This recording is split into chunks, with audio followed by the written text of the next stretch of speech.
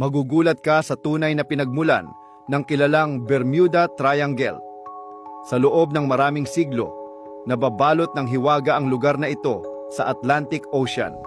Isang demonic o malademonyong lugar kung saan libu-libong barko at daan-daang eroplano ang bigla na lamang nawawala.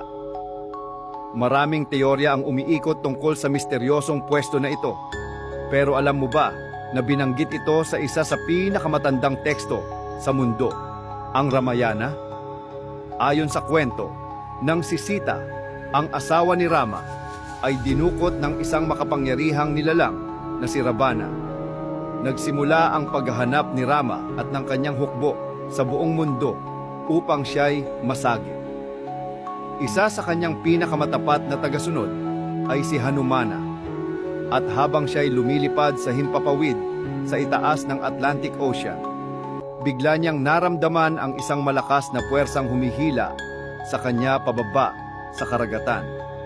Nang siya'y tuluyang pumasok sa tubig, nalaman niyang ito'y gawa ng isa pang nilalang na hindi tao, ang nilalang na si Simhika. Si Simhika ay may mga kagamitang kayang humatak ng kahit anong mekanikal na bagay papalapit sa kanya. Ayon sa ilang mga mananaliksik, ito raw ang posibleng pinagmumulan ng mga misteryosong pagkawala ng mga barko at eroplano sa Bermuda Triangle hanggang ngayon.